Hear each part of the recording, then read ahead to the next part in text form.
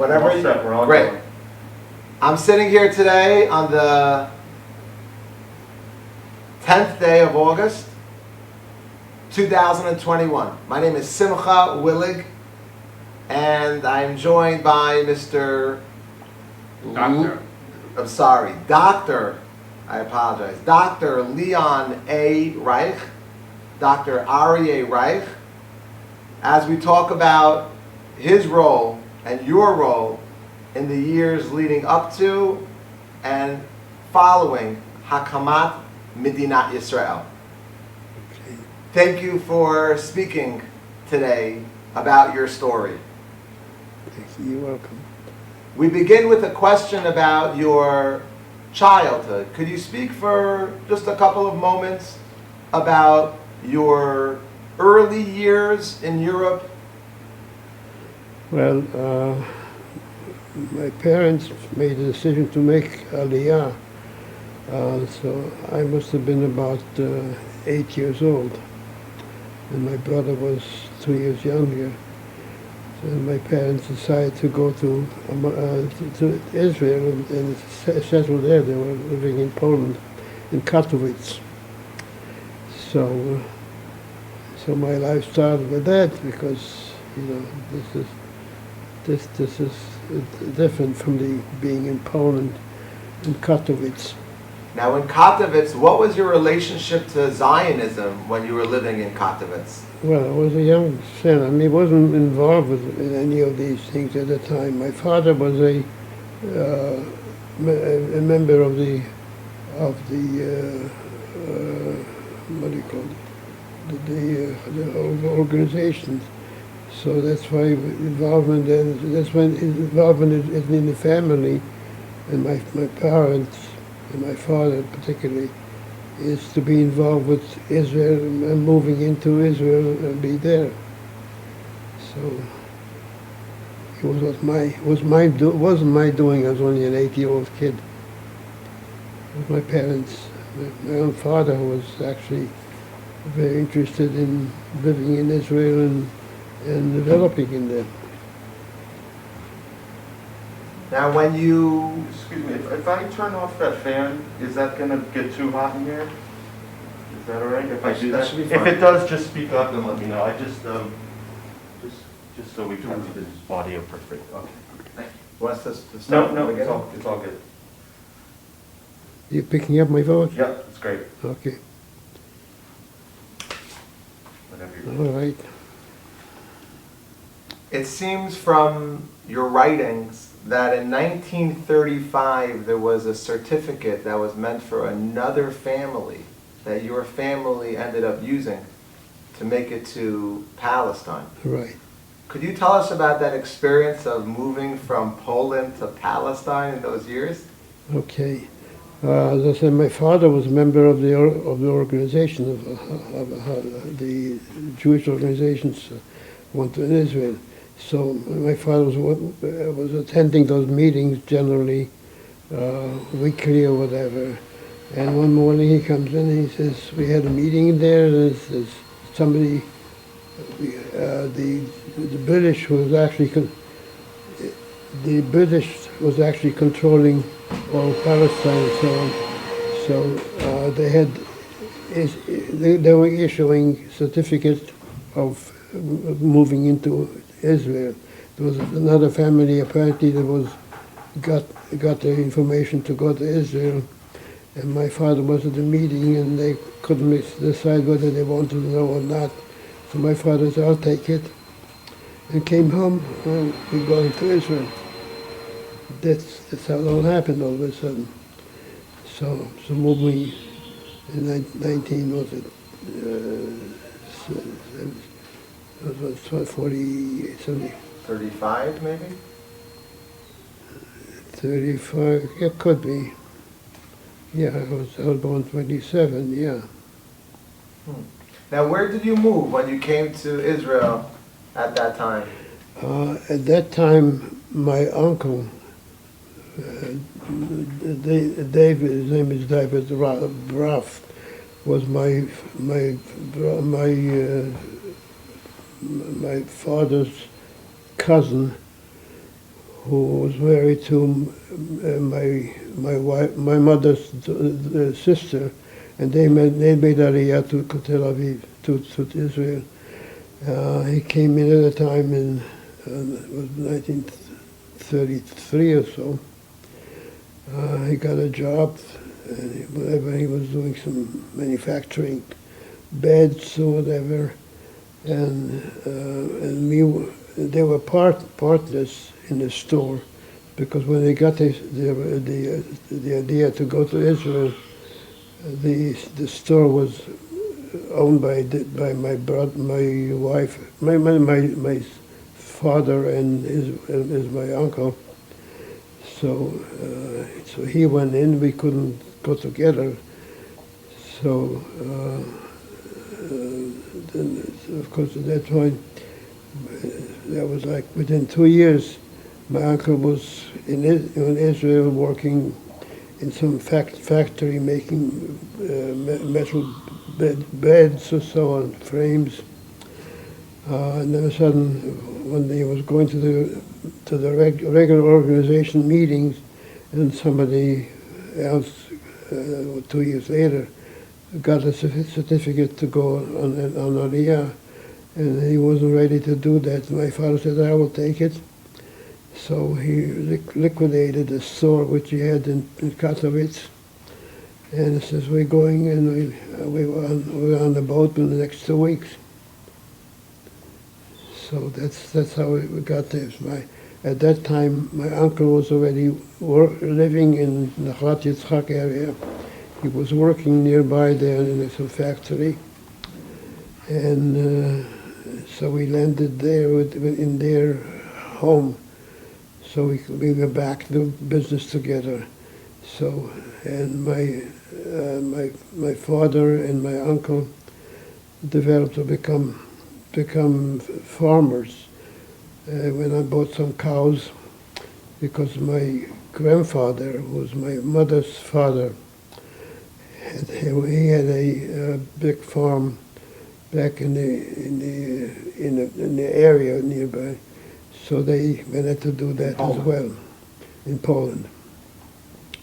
So they started up the farm of chicken and cows. So we have maybe about 70 cows or so in the big farm.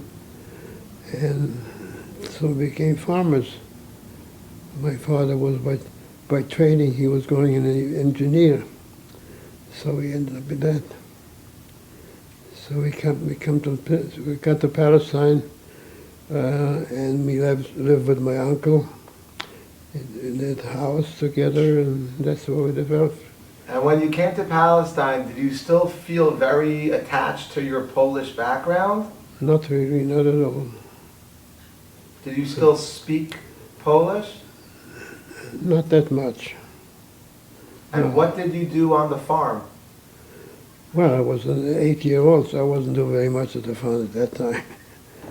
But we had cows and chicken, and we took care of, feeding them, raising the eggs and whatever. So just developed, becoming into farmers from nothing in that before. Do you recall the name of the school that you attended? The school actually ended in a Polish school. It was they're teaching Hebrew as well, but it was a Jewish school. So it was. Could it be the Tachkavoni school or something like that? Tachkavoni, I was at 2 years. You were there for 2 years. That was besides it, yes. And where did you go afterward? Well, we went to Israel at the time. Oh, I'm sorry. Where did you go to school after the Tachkavoni school? Well, the Tachkavoni was basically not in. He was already in Israel. Right. Yeah. Do you remember where you went to school after you graduated from Tachkavoni? No, actually at that time I went to gymnasia in Ramat Gan, which was the movement of that one. Yeah. Wonderful, wonderful. Is that the gymnasia called Ohel Shem? Yes. Okay. Ohel Shem. Ohel It's in Shem. Ramat Gan. And were there any teachers at that school that inspired you and your feelings of tzionut? As a matter of fact, yes. There was a teacher, I forget his name now, who was an inspiration about Israel. I don't remember his name anymore right now. So the inspiration was basically just to go into Palestine, to Israel. Was this teacher a Mr. Artsy?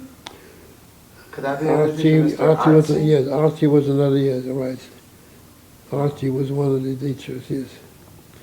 He was actually the class teacher.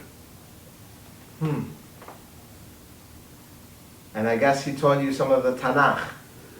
Yes. What was your experience like? How much did you enjoy studying the Tanakh? Also, very much. As a matter of fact, my daughter ended up becoming Kalata Tanakh in Israel years ago after that. Now, could you tell us what it was like when you were 12 years old and you joined the Gadna? Gadna. Well, it was environment, just the environment in all of Israel. Being in Israel and being involved with that, the Jewish schools was in itself is creating an interest in Israel and Palestine and so on, and obviously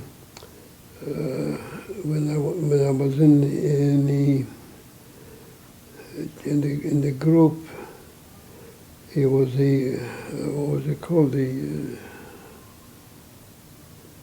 I'm not quite sure. It was a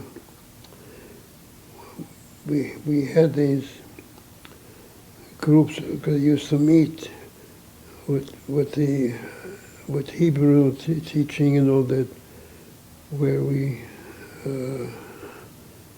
were involved with bringing Israeli and studying Hebrew and writing and so on. So I was prepared right away to be able to move to Israel and live in as a matter of fact, I remember we used to speak Polish, and the minute we moved to Poland, to Palestine at the time, my brother and me stopped using Polish. We wouldn't talk Polish anymore, only Hebrew. He was responding to your question by referring to some groups in Poland. I think you wanted to focus on the Geltman. Well, that's good. That's fine. good. When you were around 12 years old, you joined the Gadna to prepare for your eventual military service. Could you tell us about what you were involved in, what you were doing as a young teenager? No, the Gadna was a youth group which sort of with a little relationship with the army, because we were getting training in using fighting with some of the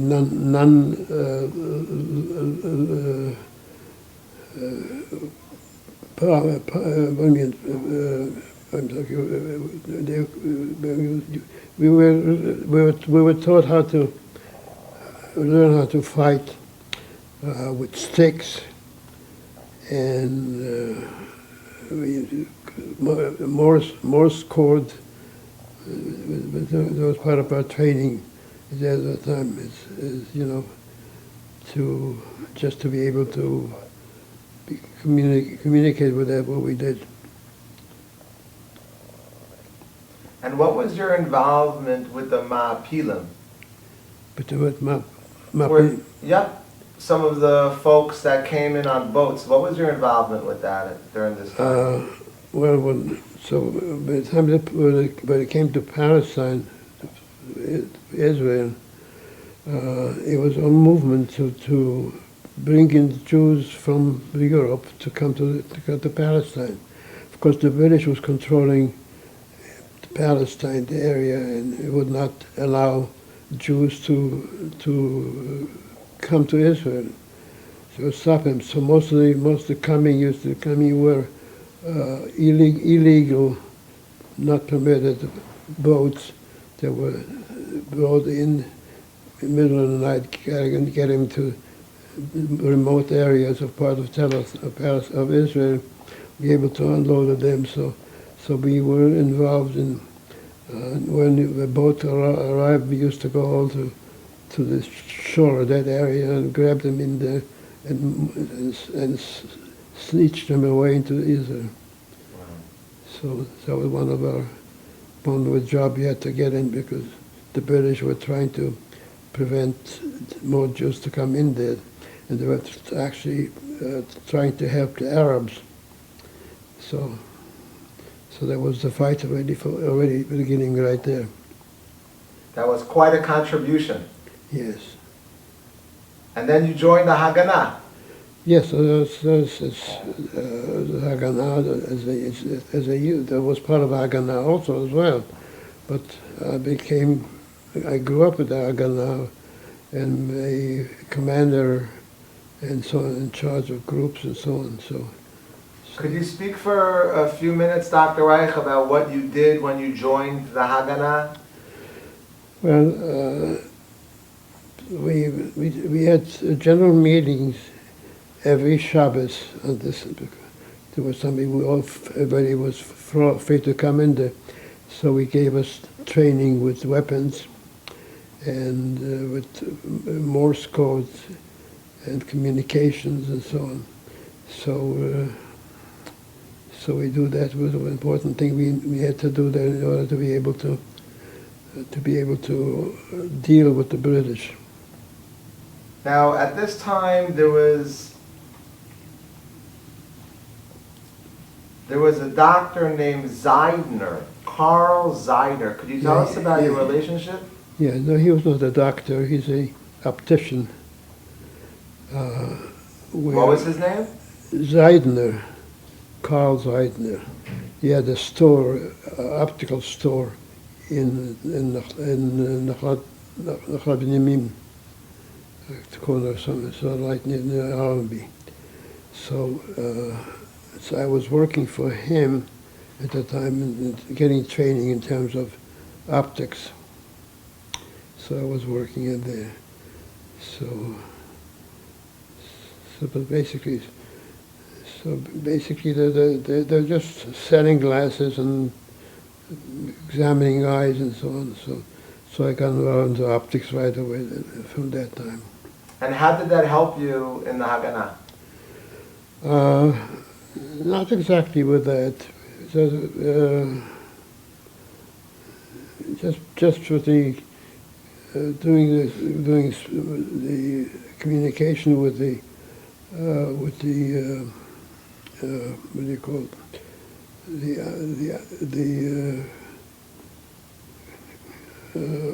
The optical. No, it was actually from the communication with what do you call it? I'm not quite sure what to. It didn't help me with that, but just was involved in being able to deal with optics and so on. But that was just. What? Do you want to describe how they made you? They made you one of the lead heads of this group at the Haganah that dealt with during the war, that dealt with the refurbishment of the equipment, the gun sights and all that. Yeah. Well, I mean, we were an illegal group of of young men who are getting training, be able to whatever that.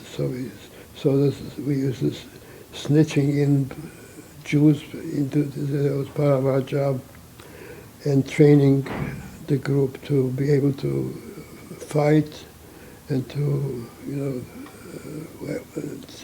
teach them how to use weapons, including guns and so on. So he was trained every Shabbos. Used to go for training for because we were free to do that.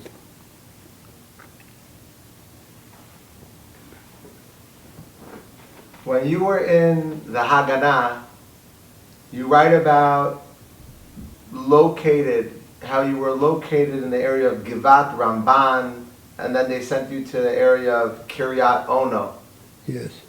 What are your memories like? What was the experience like when you were starting out in the Haganah fighting for Israel? Well, no, this was just the meeting place in Givat Rambam. We had our meetings in there at near that. There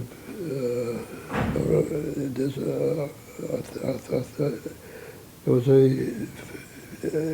field where we were training in there, so that was the area where we were meeting regularly on Friday or Saturday to go to get training in weapons and communications, Morse code, and so on.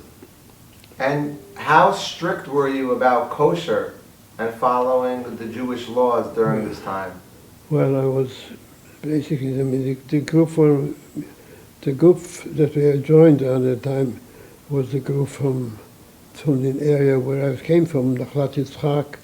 So the boys from that group, they were not necessarily absorbing kids. So when I was with them, and we discovered one day that the one was preparing the kitchen food. It was not very careful about separating meat and dairy stuff. So I said, I can't eat here at all. And I said, I can't eat here at all. I have to be moved in. So they wouldn't let me. They wanted to leave the group. I said, no, well, that's it. I can't be in there. So I can't eat in here. So I said, I'm not on this fasting, not eating there. Then finally agreed to move me to the group, which was from the Bnei Brak area, which were Jewish Orthodox boys. So I moved to that school because I was belonging to the same group for many years before that. So they didn't want to give me, release me from them. I was in charge of all of power, of weapons. I was in training in that, so I was taking care of all that. So they moved me because I couldn't be involved with my other group because they were not observing. They were doing, Now, when you were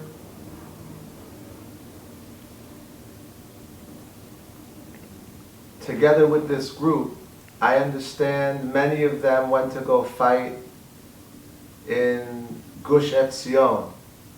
What became of many of those friends of yours? No, we came to help them. So nothing. We went. The whole group. We went. I was in that group. We went into the Gush Etzion and gave them support, protecting them. At one point, you were smuggled in on a truck? No, it was the group was actually located in Yerushalayim at the time, and I was at the time in Tel Aviv already. I had to join the group, so the trucks that were being moved into Tel Aviv, to Yerushalayim to bring food and all that, were the trucks. So I had to get in them with one of the trucks through the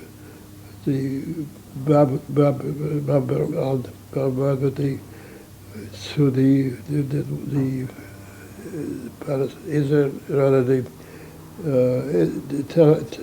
Yerushalayim road, which was in the house and right from the Babylon from there. So I went on one of those trucks to get in there to join my group. How did you experience fear during those years when you were fighting for Israel in situations that were dangerous? I never had any sort of fears. There was never any question of fears at all. Why do you think that was?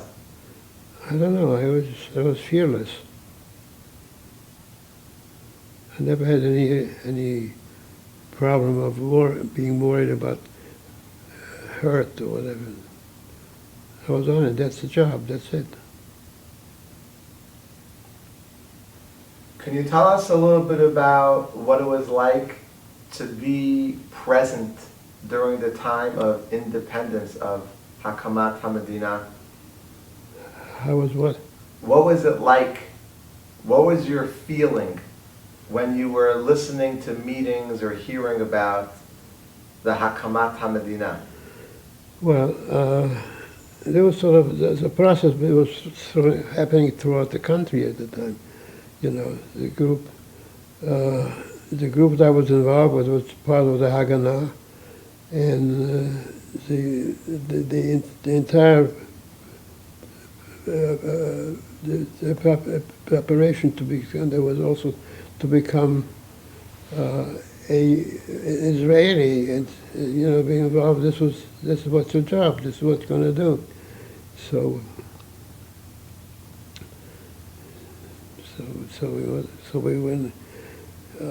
we were officially weapons, armed and so on, but without permission, of course. So we was carrying through it and trying to avoid the British who were trying to controlling us. Do you remember your feelings when Ben Gurion and other leaders decided that they were going to establish the state? When you heard about that? It was everything was very exciting, and it was something we just wanted. We wanted that. That's what we needed. Now, when you were fighting for Israel, you write in your book about using your Yiddish cup and how there were some bullets that were damaged, and you decided that instead of getting rid of them, you could use them. Could you tell us, what did you do with damaged bullets? No, I was at that time in the Gush Etzion area, which was so separated because the Jewish communities in there. About like four settlements which were in the Gush, which was all occupied with by the Jewish and the Haganah, so part of our training was to preparing the weapons for them. So I was an expert in all the different guns. Machine guns and weapons and so on. So I was involved in all that. So I know when we gotten it, we got a shipment of guns, of bullets, which the guys from the Haganah sent us packed up in packages, and dropped them from a plane for us in the Gush. Okay, so when it opened up the boxes, the bullets were crushed, and they couldn't use them in the shooting for them because you couldn't fit in there. So I took them apart and made bombs surrounded around the Gush Etzion, protected, so they couldn't get into them because we had bombs. So I made those, use the bullets which were damaged, emptied out as making more bombs.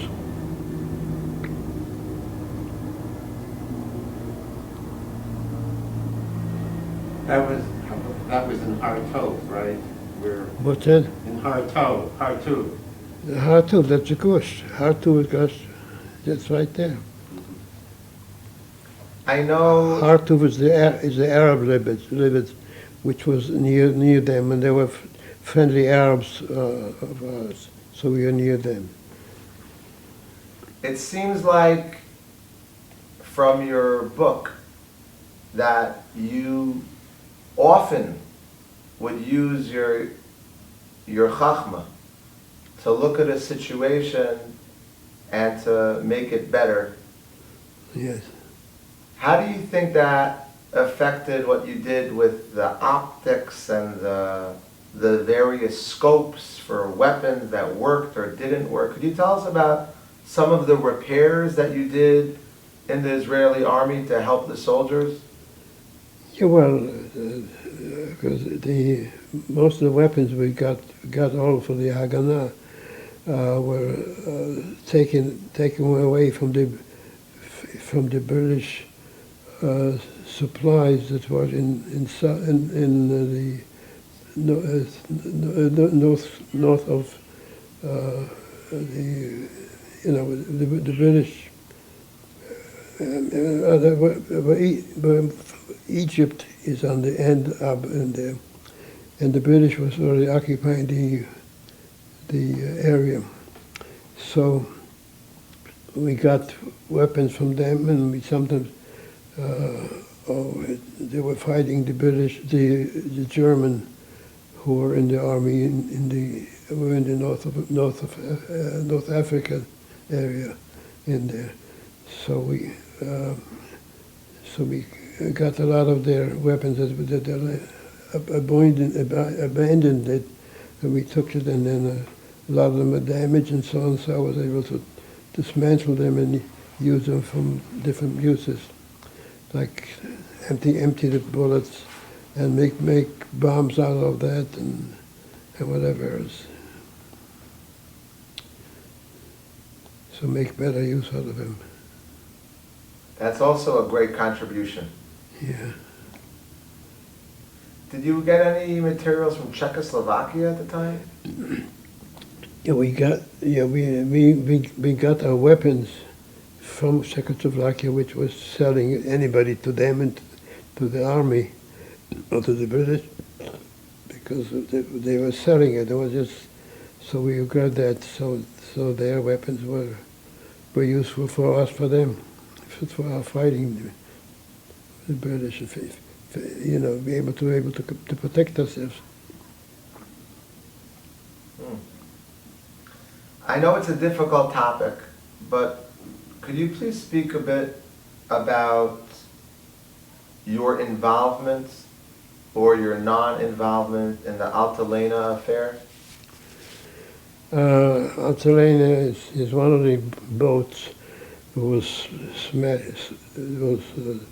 pulled out from Italy with all the weapons, rather Jews who were taken out from the concentration places and on to bring him to Israel.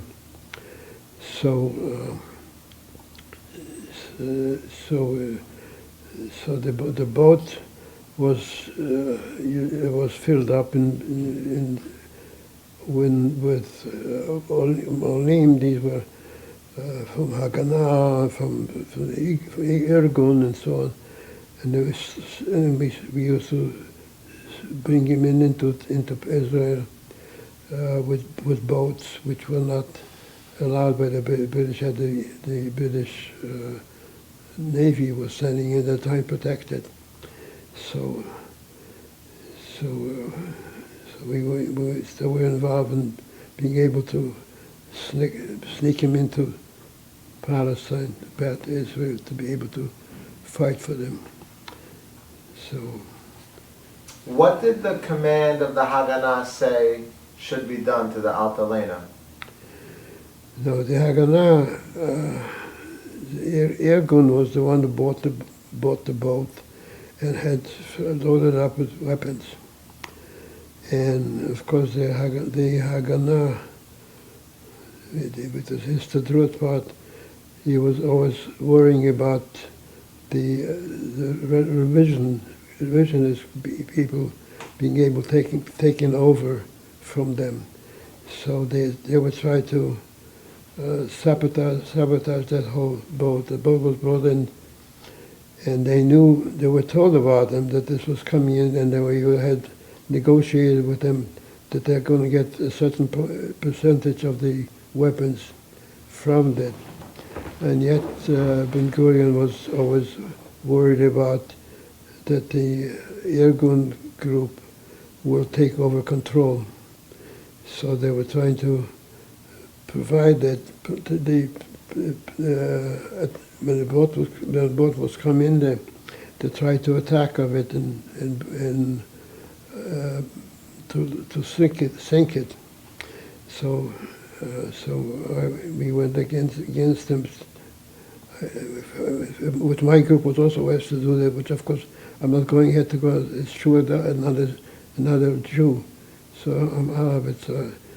So I wouldn't allow it to ship me for that one. So it was one of those difficult issues, dealing with fighting Jews fighting each other.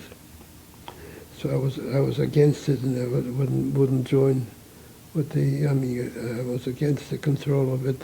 Again, the order to go ahead and try to sink the boat.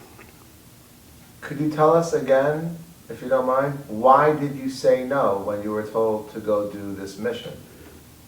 I said that was against me. I'm fighting my own brothers. Those are all my Jews who were Jews who belonged to the Irgun, who were bringing to heaven.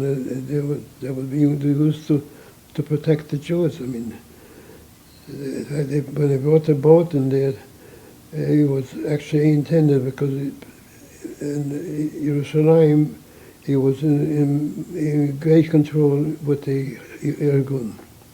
So the weapon was going to be moved into to Jerusalem, and of course they get him an okay. They gave him an okay that they'll give him certain of the weapons, give it to the Haganah for that. But they went ahead to try to attack it and try to sink the boat altogether, which I was against it, and so I went with my group against to attack the boat. Do you regret your decision? I was against the decision to do that, so I went against it. Okay. And what was the repercussion? What did they do to you for disobeying the order? Well, I mean,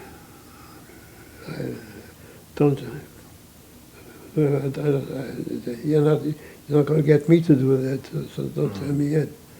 So. Is it possible they told you can't leave the base anymore for Shabbos? Yeah, well, they wouldn't give me the release for Shabbos to go home or whatever. Do you regret your decision? No.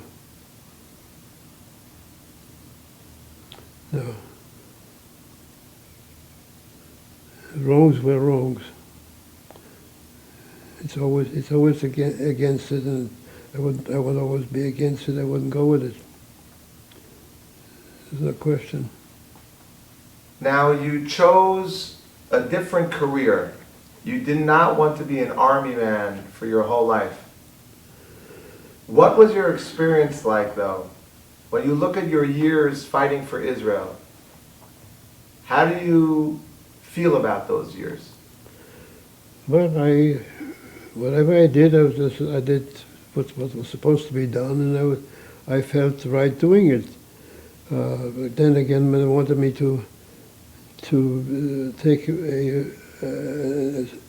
an assignment of a commanding and being that, I said, well, no, that was not that's not my life. I'm not going to do that.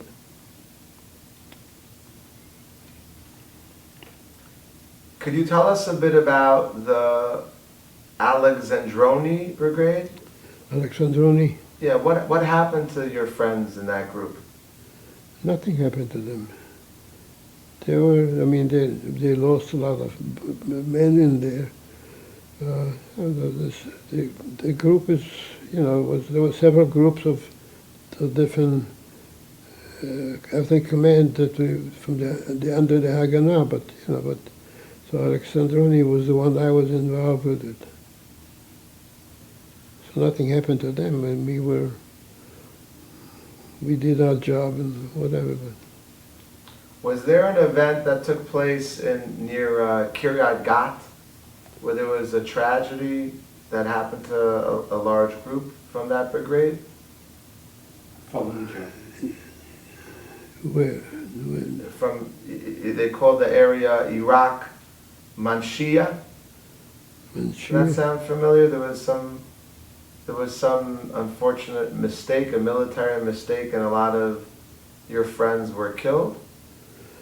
That's in the Fallujah area. Fallujah, the south of the border of Israel. I don't remember exactly what was that, but there were some casualties that were lost from that group. What does the number 37266 mean to you? 37266. I don't recall that.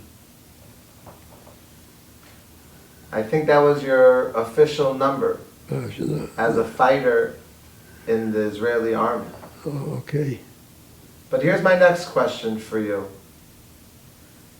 Dr. Reich, how do you think that your experiences during those years influenced the rest of your life after you left Israel? I don't think that that's changed anything. I mean, I decided not to be in the army as a career. That was obvious one, which I wanted. They offered me a high position, but I said I wasn't interested in that. Because I have my life is going to be different. So they went end up optics, and we went into all the optical equipment, so on, which I was trained in that. So my interest was in that. But I wasn't interested in being just in a career in the army. It seems like some of your training in the army was helpful for your professional career. Well, in a sense. I mean, in terms of improving the performance of the various units or equipment that was used for optical, with optical whatever, we improved in that. Yeah, but okay, that's part of the improvement that I tried to do in order to make better use of the equipment than it was intended for in the first place.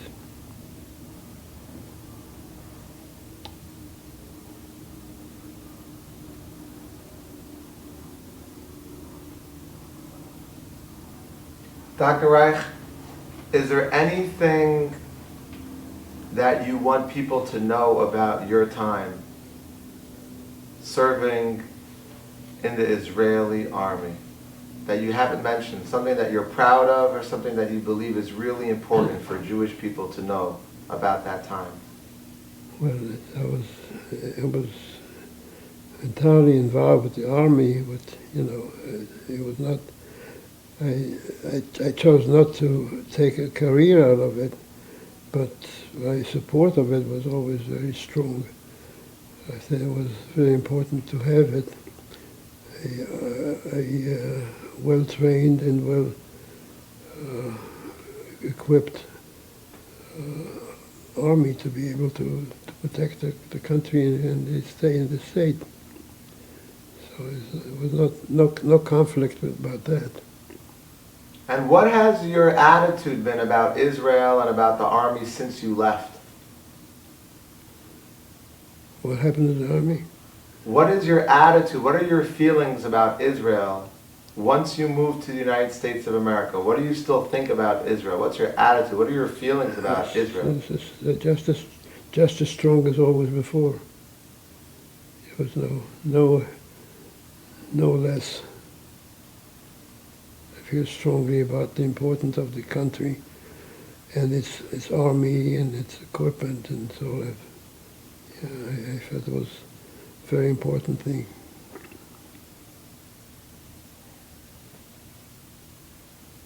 Anything you want to bring up that we're touching How on? about, one area that you didn't speak much about was your work in the optics and engineering unit in the Army, when they asked you to be one of the heads of that unit and to rework all the optics and sights and gun sights and things like that. You want to talk a little bit about that? The sights? The gun sights, the optics, all that. I didn't do it. No, we didn't do anything in improving that. That was the equipment is available. It was being made for that, and it was available, and they were using them. So I didn't do anything to improve it, because the gun sights have a certain ability to do certain things, and that's what they were designed for. They will continue being used. So I wasn't trying to change it in any way. What kind of work were you doing in Kiryat Shaul? Kiryat Shaul, well, basically, it was an opportunity to basically to make certain additional use of the equipment, optical, otherwise that was available to the army. But it's perhaps I make more use out of it for better use of various equipments, so it was available to us.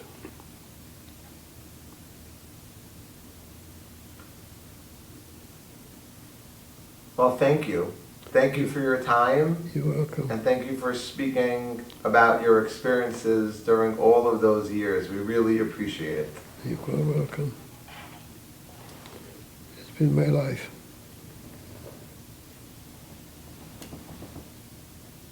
Yeah.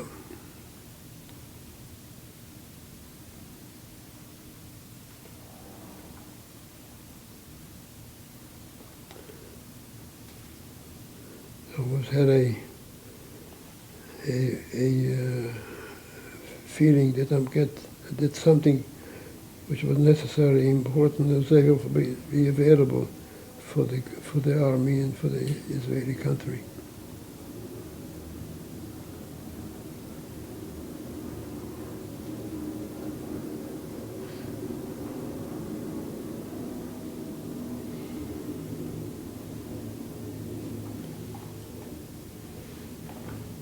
Very good. Well, thank you, and our time together today is now complete. Okay. And like I said, thank you so much for your time and for sharing. Well, it's okay. And most of it is all of it in the book. Right. You get that last? Yeah. Did you get that Uh-huh. last little bit? And that's the most important. Yeah. All right. Well, thank you so much. It was a pleasure meeting you and hearing from you. You're welcome. I'm very inspired by you. I'm glad. Yeah, thank you so much. No, this is Thank you. as great as we can make it today. Okay. Great job. Yeah, thank you. Thanks. Thank you. Okay. Enjoy the rest of your summer. So you're here all summer? We're here all summer. That's great. We're here all summer. Thanks for stepping